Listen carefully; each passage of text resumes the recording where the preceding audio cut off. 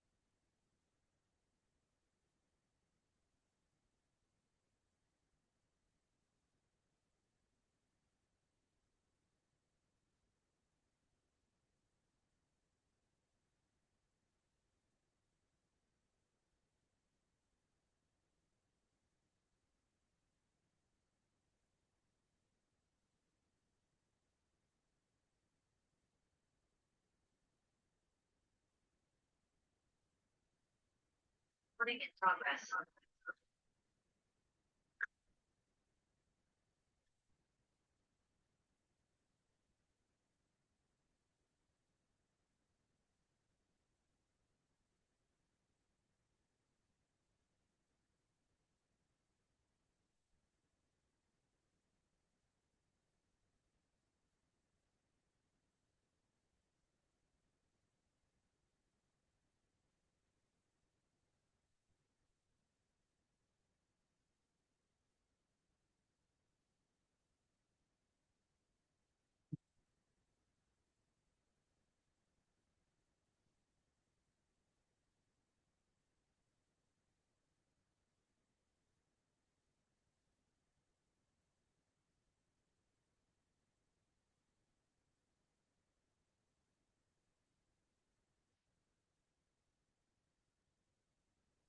Hello अस्सलाम वालेकुम।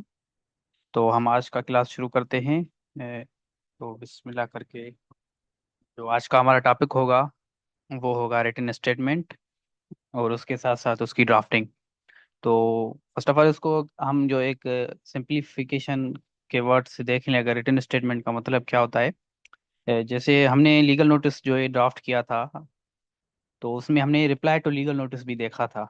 कि जैसे अगर कोई बंदा है उसके साथ ग्रीवेंस हुई है, किसी बंदे ने की है, तो वो लीगल नोटिस सर्व करेगा, और अगला बंदा क्या करेगा, उसका रिप्लाई टू लीगल नोटिस उसको सर्व करेगा। तो रिटन स्टेटमेंट भी यही है।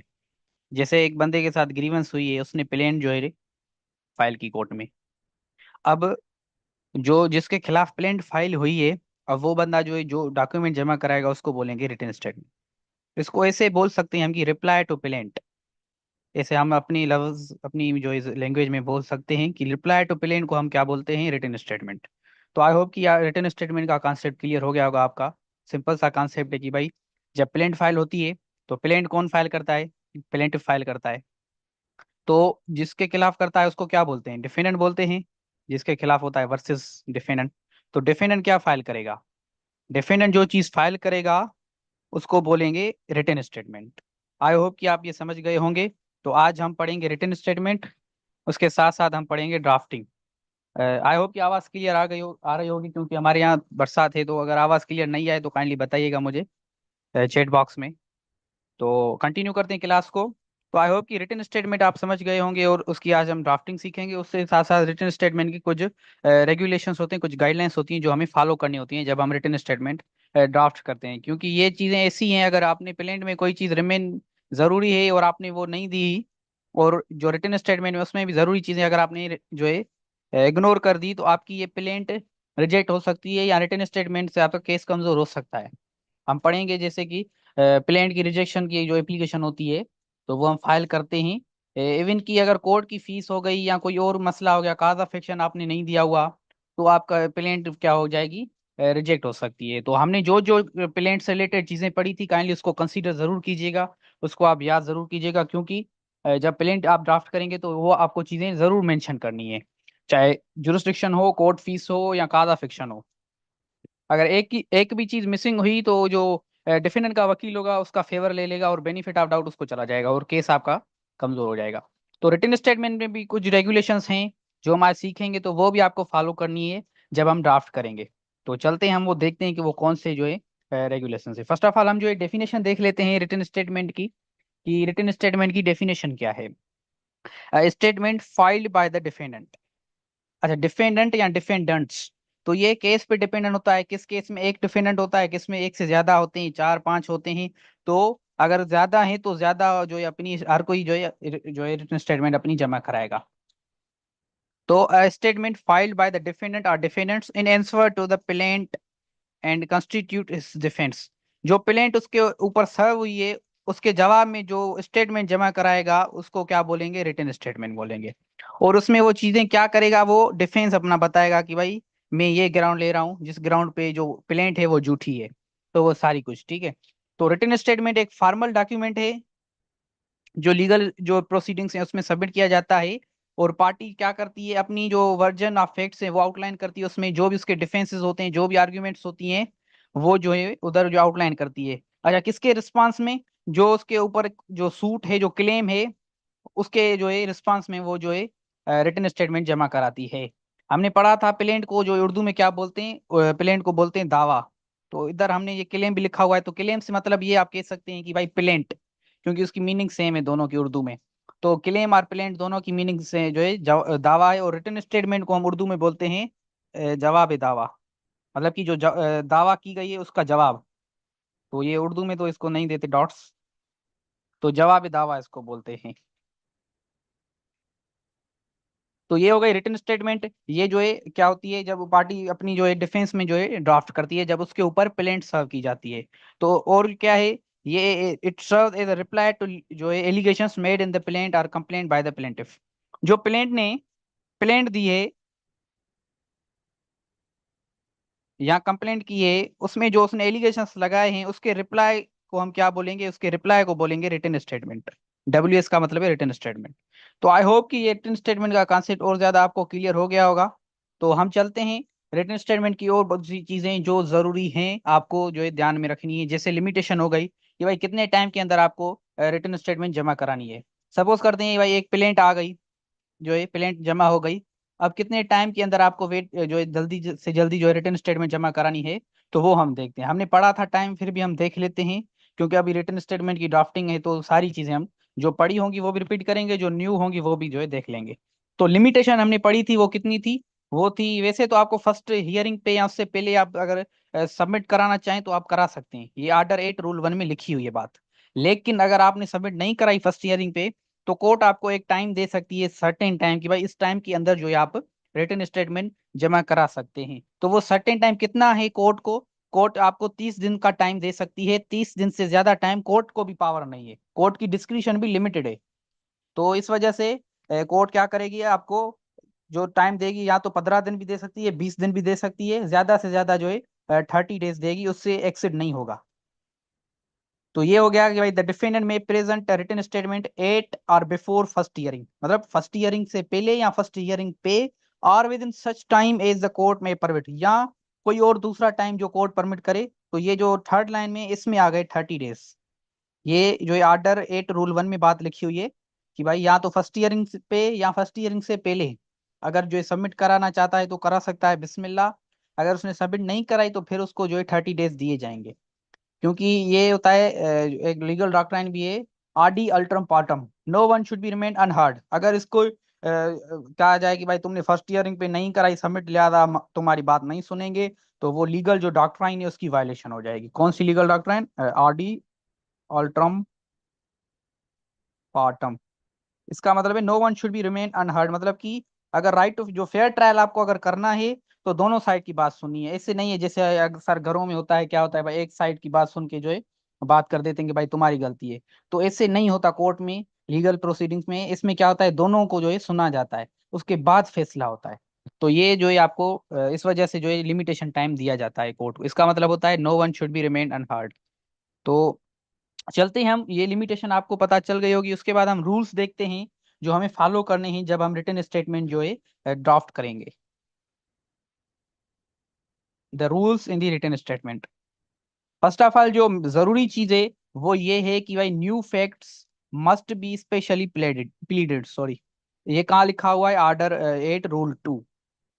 The defendant must raise his pleadings by all matters which show the suit not to be maintainable.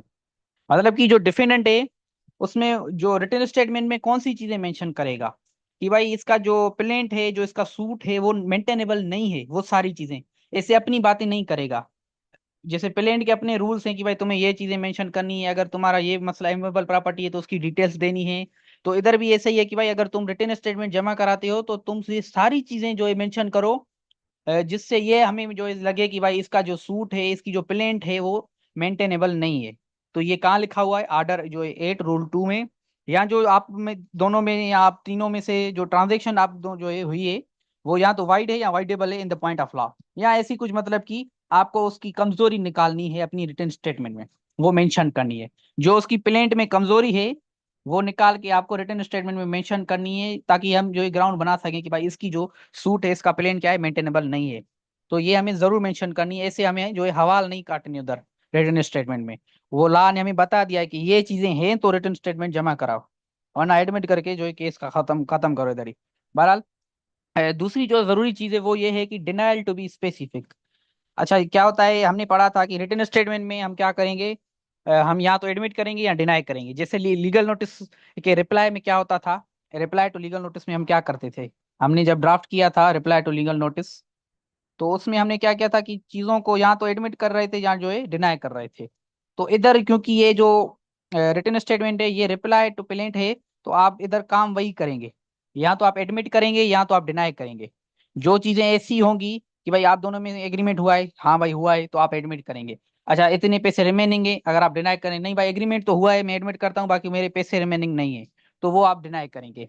तो वो आपके ऊपर है कि आप एडमिट करते हो या डिनाई करते हो। लेकिन आर्डर जो है 8 रूल 3 में लिखा हुआ है कि अगर आप कोई चीज डिनाई करते हो तो उसको स्पेसिफिकली डिनाई करो, ऐसे जनरली डिनाई नहीं करो कि हाँ मैं ये डिनाई करता हूँ। अगर डिनाई करते हो तो अपनी जो कंटेंशन है, अपना जो आर्ग्यूमेंट है, जो अपना काउंटर आर्ग्यूमेंट है वो जरूर मेंशन करो।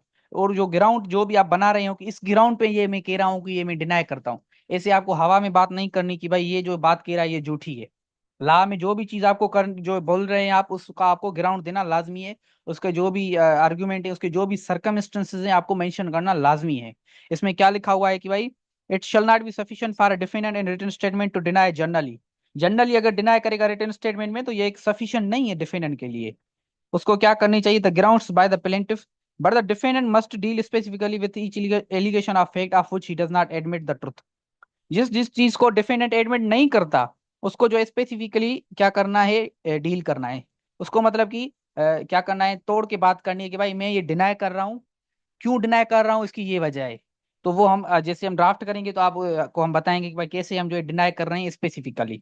ये आपको जरूर जो है माइंड में रखनी है। उसके बाद आप नया ग्राउंड भी दे सकते हैं डिफेंस में। जरूरी नहीं कि भाई जो प्लेंटिफ ने बात की है वही ग्राउंड के आप जवाब दें। अगर आपके पास कोई नया ग्राउंड है तो वो आप जो है मेंशन कर सकते हैं। आर्डर जो 8 रूल, रूल भी 8 ही है। तो उसमें क्या लिखा हुआ है, any ground of defence which has arisen after the institution of the suit और the presentation of the written statement claiming set off may be raised by the defendant और प्लेंटिफ। तो ये जो नया ग्राउंड है, जो किसी किस्म का है, जो केस की इंस्टीट्यूशन के बाद हुआ है या रिटन स्टेटमेंट की बाद हुआ है, तो आप जो है वो मेंशन कर सकते हैं। जैसे सेट ऑफ का इधर लिखा हुआ है, तो मैंने जो है प्लेंट में सेट ऑफ की डेफिनेशन जो है उसका कॉन्सेप्ट बताया था आपको। तो अगर किसी के लिए ये नया कॉन्सेप्ट है तो काइंडली प्लेंट की वीडियो देख ले, जो प्रीवियस हमारा लेक्चर था डे 19 में। ये डे 20 है तो हम रिपीट नहीं करते इसको, हम चलते हैं आगे।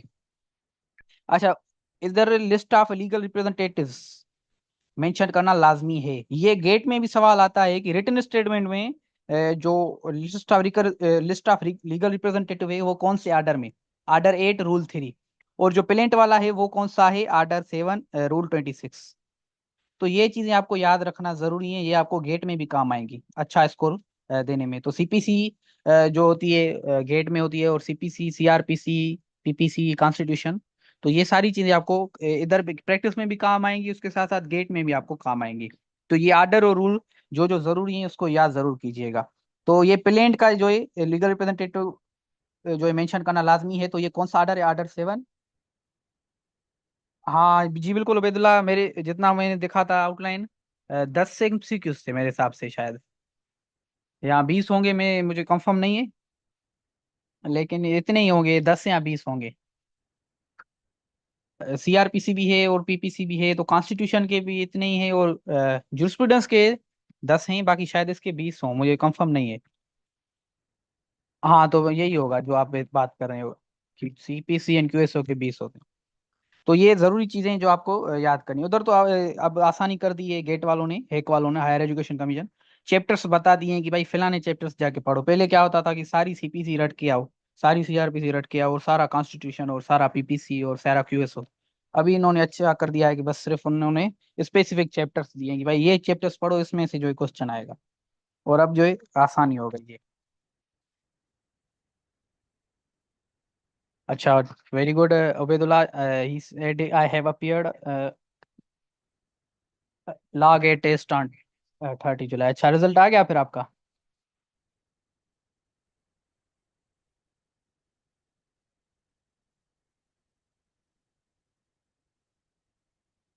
अच्छा, तो ड्राफ्टिंग ऑफ रिटन स्टेटमेंट हम देखते हैं कि वो कैसे होती है। जो जो हमने रूल्स पढ़े हैं तो वो कैसे हम अप्लाई करेंगे, वो भी हम देखते हैं।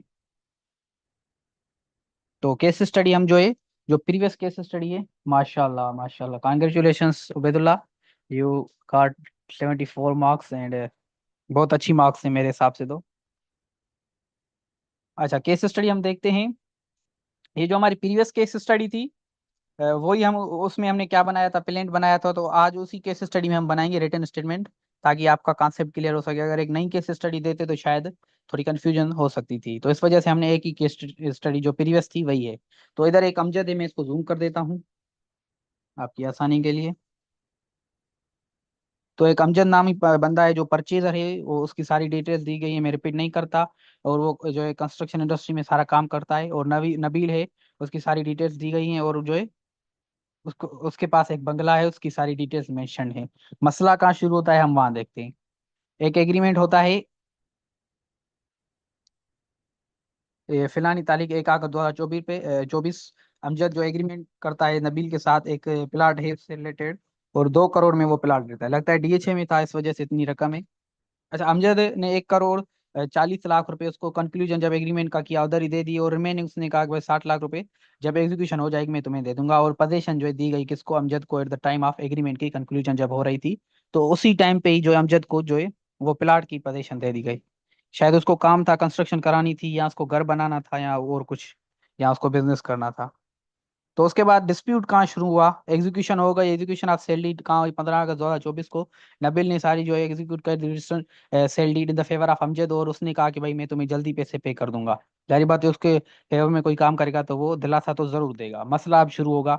26 अगस्त 2024 को नबील ने क्या किया, रिक्वेस्ट किया अमजद को कि भाई जो तुमने 60 लाख रिमेनिंग है वो मुझे पे करो। अमजद ने अश्योर किया, यकीन दहानी दिलाई कि मैं तुम्हें जो है सितंबर के मंथ में स्टार्टिंग में ही तुम्हें दे दूंगा। और लेकिन 1 अक्टूबर हो गई, उसने नहीं दिया। फिर नबील ने जो है डिमांड किया, लेकिन उसने जो है पैसे देने से रिफ्यूज कर दिया। अब नबील क्या करता है, हमारे जैसे एक वकील के पास जाता है और उसको जो उसके थ्रू लीगल नोटिस जो है सर्व करता है जिसकी तारीख ये है। और उसमें क्या करता है, वो पेमेंट मांगता है। अमजद फिर दूसरे वकील के पास जाता है, आप में से ही किसी एक वकील के पास, और उसकी थ्रू जो है रिप्लाई टू लीगल नोटिस जो है सर्व करता है, जिसमें कहता है कि मैंने सारी पेमेंट कर दी है, और ये पेमेंट रिसिप्ट उस लीगल नोटिस के साथ अटैच कर दी उसने। तो ये हो गया मसला। अब नबील ने कर दी प्लेंट फाइल कोर्ट में। अब अमजद आया है हमारे पास कि भाई नबील ने प्लेंट फाइल की है, अब मैं रिटर्न स्टेटमेंट फाइल करना चाहता हूँ। तो हम जो है आज अमजद हमारा क्लाइंट है और हम उसके बिहाफ पे जो है क्या करेंगे, रिटर्न स्टेटमेंट ड्राफ्ट करेंगे। तो हम देखते हैं कि वो कैसे ड्राफ्ट करते हैं। मैंने पहले भी बात कही कि भाई रिटर्न स्टेटमेंट में क्या होता है, either we admit the fact और we deny the fact, but when we deny the fact we have to deny it the specifically not generally. तो हम देखते हैं वो सारी चीजें जो जो हमने पढ़ी वो हम कैसे अप्लाई करते हैं।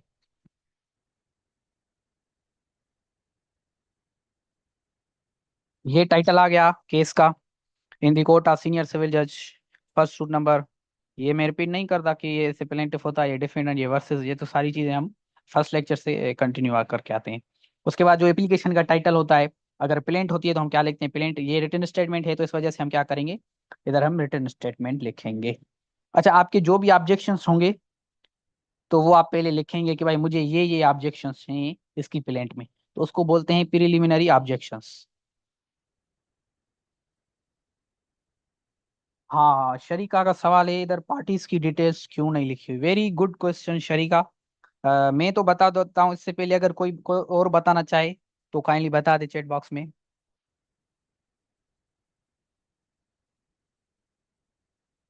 ये मैंने पहले रिपीट की हुई थी शायद क्रिमिनल मॉड्यूल में, इस वजह से मैं आपसे पूछ रहा हूँ। अगर आप में से किसी को आ रहा है तो वेल एंड गुड, अगर नहीं आ रहा तो कोई मसला नहीं, मैं बता देता हूँ। जजाकल्ला।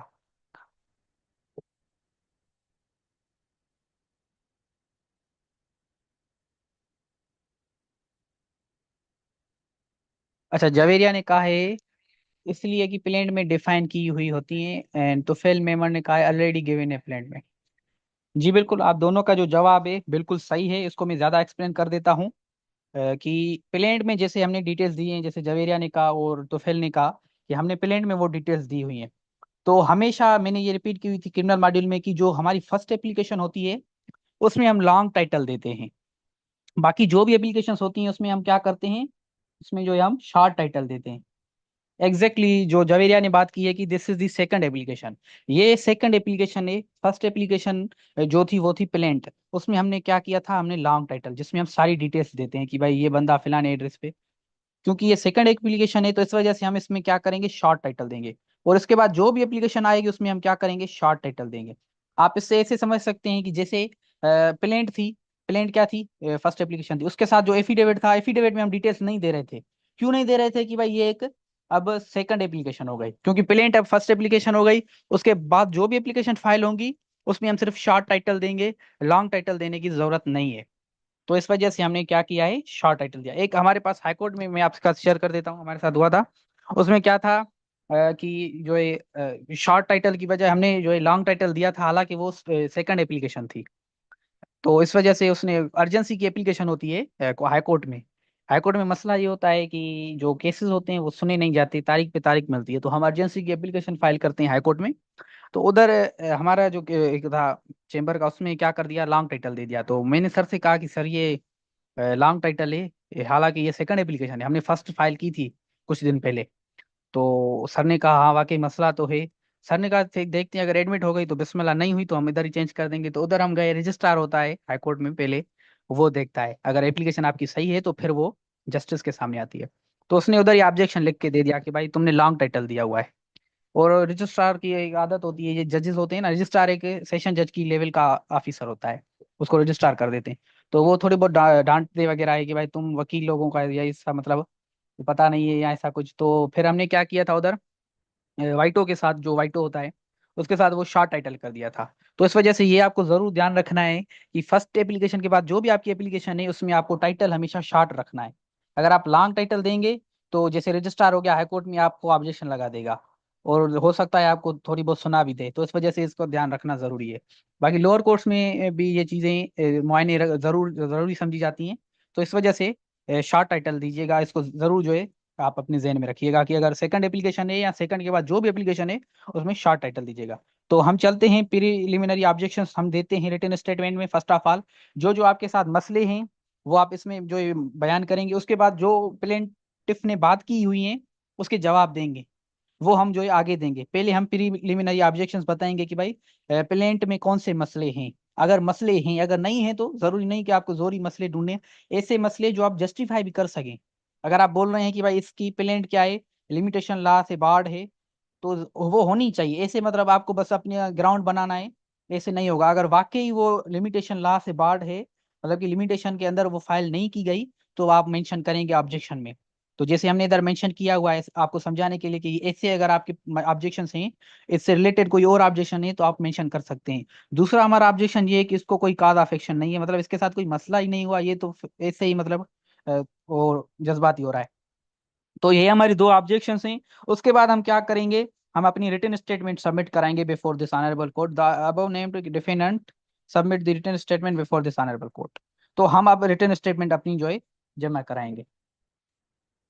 तो उसमें हम क्या करेंगे, हमने पहले भी आपको बताया कि इसमें हम या तो एडमिट करेंगे या हम डिनाई करेंगे। तो हम पहले प्लेंट भी खोल लेते हैं क्या, क्योंकि ये जो प्लेंट वाली चीजें हैं वो हमने एडमिट और डिनाई की हैं। तो इस वजह से मैं प्लेंट भी खोल देता हूँ आपके आसानी के लिए, ओपन कर देता हूँ।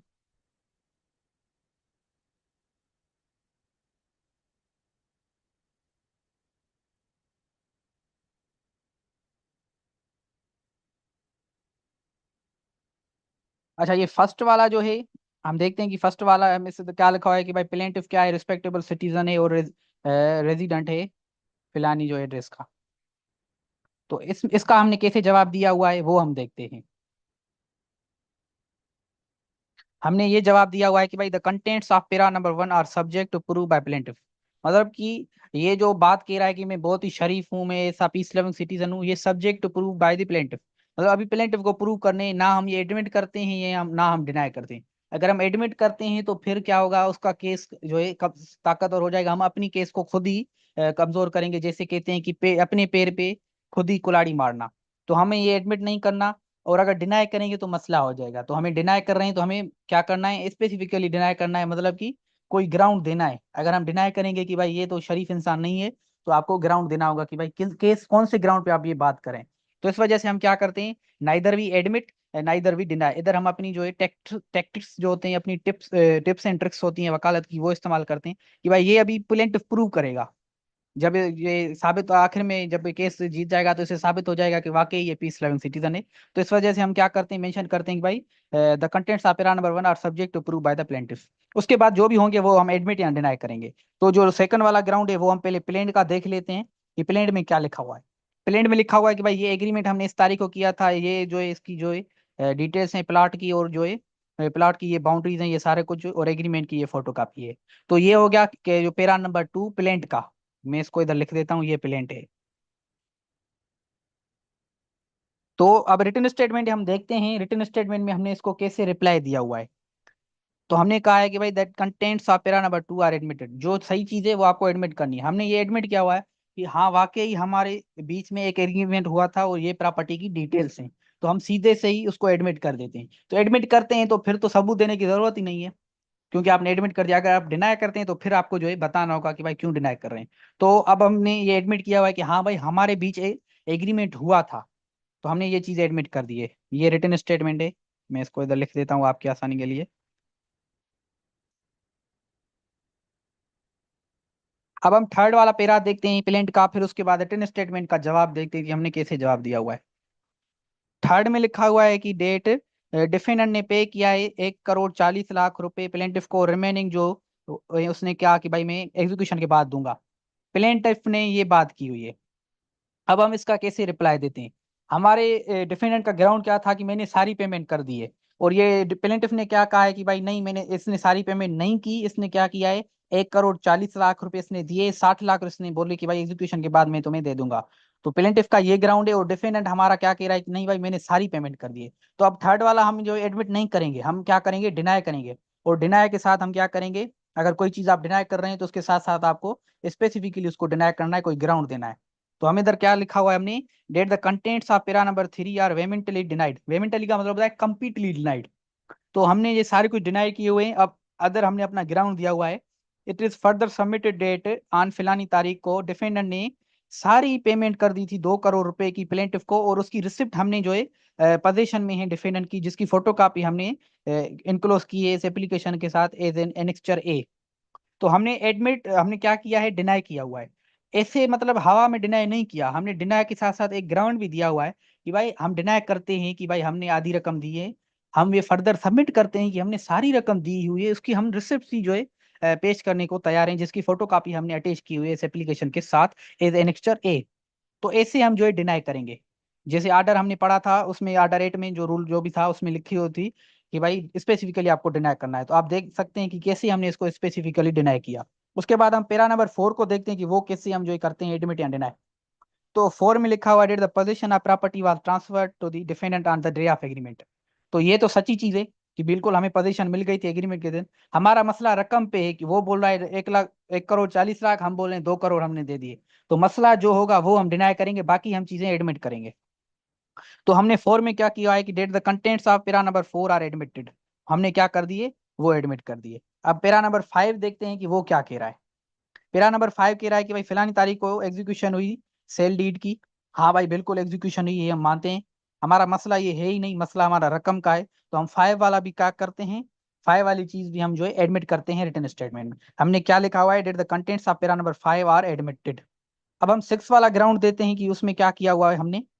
6 में ये बात कर रहा है, डेट फिलानी तारीख को प्लेंटिफ ने रिक्वेस्ट किया डिफेंडेंट को कि भाई मुझे 60 लाख रुपए दो। डिफेंडेंट ने यकीन दयानी दिलाई कि मैं जो है सितंबर की स्टार्टिंग मंथ में जो है आपको दे दूंगा पैसे, जो भी आपके 60 लाख रुपए। तो अब हम ये क्या करेंगे, हमने केस स्टडी देखी थी, तो हमें ये डिनाई करना है क्योंकि हम ये कह रहे हैं कि हमने सारी पेमेंट कर दी है। तो हम देखते हैं कि हम कैसे डिनाई करते हैं। तो हमने लिखा हुआ है, that the contents of para number 6 are categorically denied. आप इधर देख सकते हैं हम क्या करें कि पहले लिखा था हमने वेमेंटली डिनाइड, इधर हमने कैटेगरी, दोनों की मीनिंग सेम है। तो इससे क्या होता है, इंग्लिश आपकी राइटिंग स्किल्स आपको अगर अच्छी करनी हो तो ये एक उसका रूल ये भी है कि आप सिनोनिम्स यूज करें। अगर आप ज्यादा मतलब हर सेंटेंस में वेमेंटली या सिर्फ कैटेगोरिकली जो है यूज करेंगे, तो इसमें क्या होगा, जो रीडर होगा, ये तो एग्जाम की मैं बात कर रहा हूँ, लेकिन अगर कोई पढ़ने वाला बंदा होगा उसको भी अच्छा नहीं लगता है कि मतलब आप किसी के साथ बैठे हो, आप कचहरी कर रहे हो, आधा घंटा सिर्फ एक ही बात कर रहे हो, मतलब 5 मिनट की बात फिर वही कर रहे हैं फिर वही, तो वो बंदा आपसे तंग हो जाएगा, भाई इसको तो दूसरी बातें पता ही नहीं, सिर्फ एक ही चीज बोले जा रहा है बोले जा रहा है। तो यही रीडर की फीलिंग होती है जब आप सेम चीज रिपीट करते हैं। तो आप कोशिश करें कि भाई सिनोनिम यूज करें, जैसे हमने उधर वेमेंटल लिखा है, इधर हमने कैटेगरी, दोनों की मीनिंग क्या है, सेम है। तो एक एक्स्ट्रा चीज थी, तो इसको भी जरूर आप जो है कंसीडर कीजिएगा ड्राफ्टिंग में, इससे आपकी ड्राफ्टिंग और अच्छी हो जाएगी। उसके बाद हमने कैसे इसको डिनाई किया हुआ है, that the content of para number 6 are categorically denied, it is further submitted. That defendant ने सारी पेमेंट कर दी थी। हमने जो है डिनाई कैसे किया, स्पेसिफिकल डिनाई किया कि भाई हम ये डिनाई करते हैं कि इसने मुझे जो है क्या किया कि भाई पेमेंट करो, मैंने याद दिलाई मतलब अश्योरेंस दी कि मैं जो है पे करूंगा। ये हम डिनाई करते हैं और ये सबमिट करते हैं कि हमने सारी पेमेंट कर दी है, किसको, प्लेंटिफ को। तो ऐसे हो गया 6 नंबर पेरा की डिनायल। तो हम देखते हैं कि जो पेरा नंबर 7 कौन सा है, फिर उसको देखते हैं कि हमने कैसे ट्रीट करते हैं। कि भाई 7 तारीख को प्लेंटिफ ने डिमांड किया था कि भाई remaining sale consideration, but defender ने क्या कर दी, रिफ्यूज कर दी। तो हम देखते हैं कि रिटर्न स्टेटमेंट में हम इसको कैसे ट्रीट करते हैं। तो रिटर्न स्टेटमेंट में हमने इसको क्या कर दिया, इसको डिनाई कर दिया है। अब इसमें स्पेसिफिकली डिनाइड क्यों नहीं है, क्योंकि इसकी बात ही इतनी जनरल है, वो उसने भी जनरल की है तो हमें भी।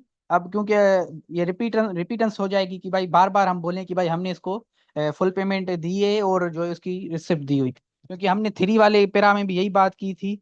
और जो है इधर कौन सा है, दूसरा 6 वाला है। तो 7 में हमने डायरेक्ट क्योंकि इससे ही रिलेटेड है, उस वजह से हमने इसको स्टार्ट किया है। अगर कोई नया ग्राउंड होता तो फिर उसको हम जो है स्पेसिफिकली डिनाई करते। उसके बाद हम कर देते हैं 8 वाला ग्राउंड, 8 वाला पेरा उसने क्या कहा है, उसके कैसे हम जो है ट्रीट करते हैं। तो 8 वाले में लिखा हुआ है कि भाई प्लेंटिफ ने क्या किया, लीगल नोटिस सर्व किया है, उसमें उसने क्या किया है, मांगा है कि भाई मुझे 60 लाख रुपए दो, और डिफेंडेंट ने रिप्लाई टू लीगल नोटिस में क्या है कि भाई मैंने फुल पेमेंट की है, उसकी रिसिप्ट भी दी हुई है और फोटो कॉपी आप सारी कुछ। तो ये हो गया पैरा नंबर 8। उसको हम देखते हैं कि रिटन स्टेटमेंट में हम उसको कैसे ट्रीट करते हैं। अच्छा पैरा नंबर 8 की हम जो है कुछ चीजें एडमिट करते हैं, कुछ चीजें डिनाई करते हैं। लीगल नोटिस हम पे सर्व हुआ था, हम मानते हैं, और जो है कौन सी चीजें हम डिनाई करते हैं हम वो देखते हैं कि भाई that the contents of para number 8 are admitted to the extent that the legal notice was served to the defendant and same was replied by the defendant। बाकी जो भी उसकी कंटेंशंस हैं वो झूठी हैं और जो है कन्वोकेटेड वन है, एनवायरमेंटली डिनाइड है। अच्छा, इसमें हम क्या करते हैं कि भाई पेरा नंबर 8 इस एक्सटेंट तक एडमिट करते हैं कि हमारे यहाँ लीगल नोटिस सर्व हुआ था, फिर हमने उसका रिप्लाई दिया था। बाकी उसमें जो भी चीजें थी हम क्या करते हैं, उसको जो है हम डिनाई करते हैं। तो अगर कुछ चीजें आप डिनाई करना चाहते हैं, कुछ एडमिट करना चाहते हैं एक ही पेरा की, तो आपको ये 8 वाला आप कंसीडर करें कि एक ही पेरा की आपको आधी बात, फर्स्ट सेंटेंस आप अगर एडमिट करना चाहते हैं तो आप लिखेंगे कि भाई वही जो एडमिट करते हैं पेरा नंबर 8 की फर्स्ट सेंटेंस को, बाकी रेस्ट ऑफ दी कंटेंशन जो जो है हम उसको डिनाई करते हैं। तो ऐसे अगर आपको एक पेरा है उसकी आधी आपको एडमिट करना है, आधा आपको डिनाई करना है, तो आप ऐसे जो है कर सकते हैं। उसके बाद 9th वाला हम देखते हैं कि भाई sale consideration amount of 60 lakh are due toward defendant but he has became dishonest and failed to perform by refusing to pay remaining consideration of 60 lakh. कि भाई ये जो 60 लाख रुपए हैं ये ड्यू है डिफेंडेंट को, लेकिन ये क्या हो गया, बेईमान हो गया, या अपनी परफॉर्मेंस पार्ट परफॉर्मेंस परफॉर्म नहीं कर रहा, और अपनी 60 लाख जो रुपए हैं वो हमें नहीं दे रहा। ये प्लेंट में बात की हुई है। अब हम इसको क्या करेंगे, जाहिर सी बात है हम क्या करेंगे, डिनाई करेंगे, क्योंकि हमारा ग्राउंड ही यही है कि हमने पूरी पेमेंट कर दी है। तो रिटन स्टेटमेंट में हम इसको कैसे, मैं इसको फिर से लिख देता हूँ जैसे आपकी आसानी हो सके। तो रिटन स्टेटमेंट में हमने इसको वेमेंटली डिनाई कर दिया, क्योंकि ये बार बार हम नहीं लिखेंगे कि भाई उसकी रिसिप्ट हमने दी हुई है, ये वही बात कर रहा है, फिर वही हम उसको एक ही लाइन में बोलेंगे कि भाई वही डिनाई। अगर वो नया ग्राउंड बनाएगा तो फिर हम इसको स्पेसिफिकली हम उसको डिनाई करेंगे। तो रिसिप्ट्स जो है क्लेम की हुई है डिफेंडेंट में, ये प्लेंट है, उसमें प्लेंटिफ ने बात की है कि भाई जो डिफेंडेंट की जो रिसिप्ट हैं वो झूठी हैं, उसने फेक सिग्नेचर मेरी दी हुई है सारा कुछ। तो हम इसको 10 वाले को कैसे जवाब देते हैं, क्योंकि हम डिनाई करेंगे, जाहिर सी बात है डिफेंडेंट के जो है बिहाफ पे हम रिटर्न स्टेटमेंट फाइल कर रहे हैं। तो रिटर्न स्टेटमेंट में हमने क्या कहा है कि भाई पैरा नंबर 10 की हम जो भी कंटेंट्स हैं वो हम जो है कैटेगोरिकली डिनाई करते हैं और सबमिट करते हैं कि जो रिसिप्ट्स हैं वो जेन्युइन है, उसमें जो है जेन्युइन सिग्नेचर्स हैं प्लेंटिफ की, और प्लेंटिफ जो है बेईमान हो गया है, अब वो चाहता है कि जो डिफेंडर ने मेहनत से कमाई की है उसको जो है पैसे छीन सके या उसको जब्त कर सके। तो ये हमारा ग्राउंड हो गया। हमें आप क्योंकि ये नया ग्राउंड है तो इस वजह से सिग्नेचर्स का ग्राउंड है, तो हमने इसको स्पेसिफिकली डिनाई किया, जनरली डिनाई नहीं किया, क्योंकि ये एक नया ग्राउंड आ गया था। उसके बाद कहा है कि भाई प्लेंटिफ के पास और ऑप्शन नहीं था कोर्ट का दरवाजा खटखटाने के अलावा, इस वजह से जो वो इधर आया है अपने राइट एंड टाइटल को प्रोटेक्ट करने के लिए। तो हम ये क्या करेंगे, डिनाई करेंगे, क्योंकि उसके साथ हमने हमारी बात क्या है, हमारा ग्राउंड क्या है कि भाई प्लेंटिफ के साथ कोई मसला ही नहीं हुआ, वो ऐसे ही जो है बात कर रहा है, ऐसे झूठी बात कर रहा है, तो इस वजह से हम इसको क्या करेंगे, वो डिनाई करेंगे। तो देखते हैं कि वो कैसे डिनाई करते हैं कि भाई the contents of para number 11 are also denied. हम ये डिनाई करते हैं और ये सबमिट करते हैं कि भाई प्लेंटिफ के पास कोई रीजन ही नहीं है कोर्ट की मदद मांगने के लिए, ये जो प्रोसीडिंग्स हैं ये जो है झूठी हैं। हमने डिनाई किया है और स्पेसिफिकली डिनाई किया है। उसके बाद जो है पैरा नंबर 12 में लिखा हुआ है कि भाई काज ऑफ एक्शन इस टाइम अराइज जब उसने पेमेंट नहीं दी है, सारी कुछ स्टोरी अपनी बता रहा है। तो अब काज ऑफ एक्शन को हम कैसे जो है रिप्लाई देते हैं वो हम देते हैं रिटर्न स्टेटमेंट में। तो हम लिखते हैं कि भाई पैरा नंबर 12 की जो भी कंटेंट्स हैं हम उसको सारा सारा डिनाई करते हैं, सबमिट करते हैं कि भाई प्लेंटिफ के पास कोई काज ऑफ एक्शन ही नहीं है ये सूट फाइल करने के लिए, ये सूट क्या है, झूठा है, हाथ से बनाया हुआ है। प्लेंटिफ क्या करना चाहता है, जो डिफेंडेंट की मेहनत की कमाई है वो हड़पना चाहता है। तो हम ऐसे जो है काज ऑफ एक्शन को भी ट्रीट कर सकते हैं। उसके बाद थर्ड और फोर्थ में लिखा हुआ है, 13th और 14th सॉरी, कि भाई ये प्रॉपर्टी इस जुरिस्डिक्शन थाने की जुरिस्डिक्शन में, इस वजह से ये कोर्ट को जुरिस्डिक्शन है इसकी मैटर सुनने के लिए। और जो सूट प्रॉपर्टी है वो 2 करोड़ की है, इस वजह से पेक्यूनरी जुरिस्डिक्शन भी है इस कोर्ट को, और मैक्सिमम कोर्ट फीस 15,000 है वो हमने सबमिट कराई है। अब हम इसको ना डिनाई कर सकते हैं ना जो है एडमिट कर सकते हैं, क्योंकि भाई इसकी प्रॉपर्टी इधर एडमिटेड है, वो जो है हमारा मसला ही नहीं है, और इसने कोर्ट फीस नहीं जमा कराई है, और इसकी प्रॉपर जो है दो 2 करोड़ की जो प्रॉपर्टी है। अब ये तो इसमें हमें ना एडमिट करना है ना डिनाई करना है, तो इस वजह से हम क्या लिखेंगे कि भाई the para number 13 requires no comment, the para number 14 requires no comment. तो हम ऐसे इसको डील करेंगे।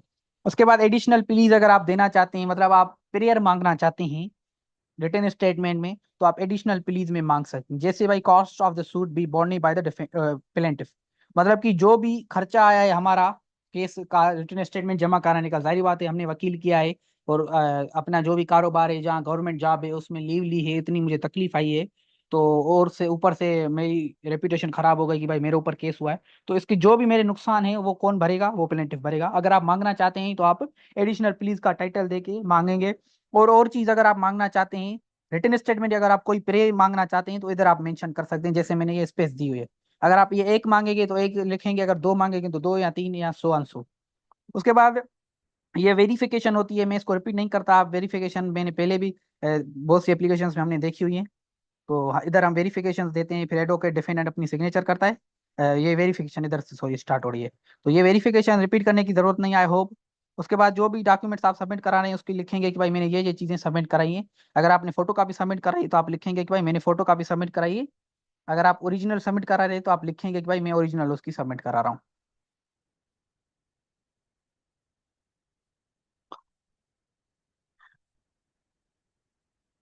उसके बाद लीगल रिप्रेजेंटेटिव जो हैं उसकी आप लिस्ट जमा कराएंगे, टाइटल देंगे सारा कुछ। उसके बाद लिस्ट ऑफ लीगल रिप्रेजेंटेटिव, जो भी आपके लीगल रिप्रेजेंटेटिव हैं वो जमा कराने के बाद अपनी सिग्नेचर करके ये क्या करेंगे? सबमिट कराएंगे। ये लीगल रिप्रेजेंटेटिव जरूरी है, चाहे प्लेंट हो चाहे रिटन स्टेटमेंट हो, तो ये जरूरी है जमा कराना। तो ये हो गई रिटन स्टेटमेंट। तो आप आई होप कि समझ गए होंगे कि कैसे हम डिनाई करते हैं और कैसे हम एडमिट करते हैं, और कौन से पेरास को हमें जो है जवाब देने की जरूरत नहीं है। जैसे पेरा नंबर 1 हो गया, या पेरा नंबर लास्ट वाले जो जुरिस्डिक्शन वाले हो जाते हैं, उसको हमें ना ही एडमिट करना है ना ही डिनाई करना है, उसको हमें एक अलग तरीके से जो है डील करना है, जो हमने आज के लेक्चर में सीखा। तो आई होप कि आप जो है रिटन स्टेटमेंट सही तरीके से समझ गए होंगे कि कैसे हम जो है सबमिट कराते हैं। अगर और कोई क्वेश्चन हो तो काइंडली पूछिएगा।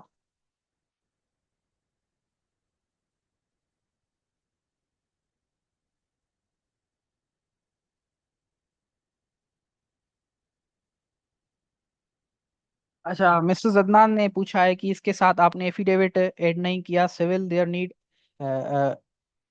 ऑफ एफिडेविट और not. Very good question mister Adnan. अच्छा, ये जो वेरिफिकेशन है, ये वेरिफिकेशन काम आपका एफिडेविट वाला ही करेगी। आप देख सकते हैं इसमें बातें वही लिखी हुई हैं जो हम एफिडेविट में करते हैं। वैसे सिविल में एफिडेविट होता है सबमिट, हम आगे एप्लीकेशंस पढ़ेंगे जो आर्डर जो होती हैं 10 रूल 11 वाली, और आर्डर 1 और रूल 10 वाली, वो जो हम addition and subtraction of parties जब पढ़ेंगे, या रिस्टोरेशन ऑफ सूट पढ़ेंगे, तो उसमें यहाँ एक्स पार्टी डिग्री वाली जो भी एप्लीकेशन होंगी उसमें हम एफिडेविट सबमिट कराएंगे। तो वो एप्लीकेशन टू एप्लीकेशन जो है डिपेंड होती है, दोनों का काम सेम ही होता है। आप ये ड्राफ्ट करते हैं, और दोनों के बाद अगर आप वेरिफिकेशन ड्राफ्ट करते हैं, जैसे हमने इधर ड्राफ्ट की, या एफिडेविट ड्राफ्ट करते हैं, तो फिर आप जब एफिडेविट ब्रांच में जाते हैं तो उधर से जो आपको मिलता है वो होता है एफिडेविट, एक किस्म का आप समझ सकते हैं। तो उधर से वेरीफाई जो आपको मिलेगी असल, उसकी अहमियत होती है। आप ऐसे जो भी सबमिट कराते हैं, उसके बाद जो थंब इम्प्रेशन होता है और जो पिक्चर होती है वो एफिडेविट ब्रांच से मिलती है, तो असली वो में जो है अहमियत रखती है उस वो चीज़। बाकी ये जो वेरिफिकेशन है, वेरिफिकेशन भी एफिडेविट का काम ही करती है। जो वेरिफिकेशन में चीज़ें हैं, एफिडेविट में भी हम वही लिखते हैं कि भाई मैंने ये सारी चीज़ें पढ़ी हैं या सारा कुछ। तो इस वजह से कुछ एप्लीकेशन में वेरिफिकेशन होती है और कुछ में जो होता है वो एफिडेविट होता है।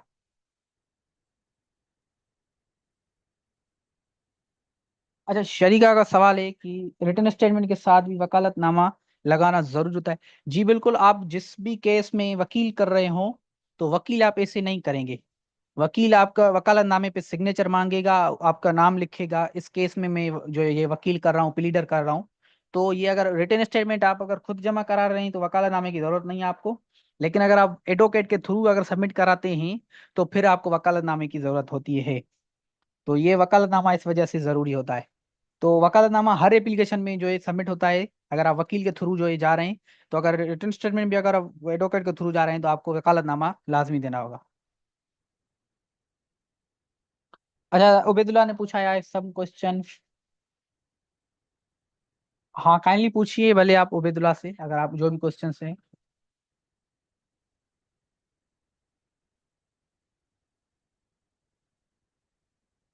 अच्छा, तो फेल का सवाल है, सर रिटन स्टेटमेंट में डिफेंडेंट के लीगल रिप्रेजेंटेटिव्स पुट होंगे या नहीं? जी बिल्कुल, जो रिटन स्टेटमेंट है उसमें जो है लीगल रिप्रेजेंटेटिव्स आपको देने हैं, मेंशन जरूर करने हैं। हमने इधर आर्डर भी पढ़ा था, मैं देख लेता हूँ कौन सा है। ये ऑर्डर 8 रूल 13 में ये लिखा हुआ है कि भाई रिटर्न स्टेटमेंट में आप लीगल रिप्रेजेंटेटिव्स की लिस्ट मेंशन करेंगे, और रिटर्न स्टेटमेंट में हमने मेंशन भी की हुई है, ये देख सकते हैं आप। ये लिस्ट ऑफ लीगल रिप्रेजेंटेटिव, और इधर डिफेंडेंट की बात की गई है। अगर ये डिफेंडेंट मर गया तो जो नंबर 1 पे है वो इस कोर्ट को इंटीमेट करेगा। तो क्या है कि list of legal representative return statement में भी जमा होगी।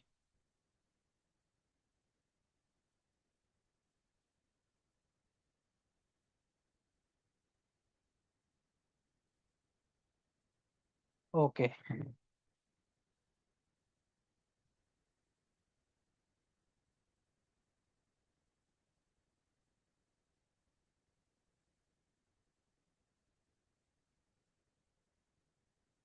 अच्छा, और किसी को अगर सवाल हो तो काइंडली पूछ लें, नहीं तो हम जो है क्लास को इधर रिवाइंड अप करते हैं।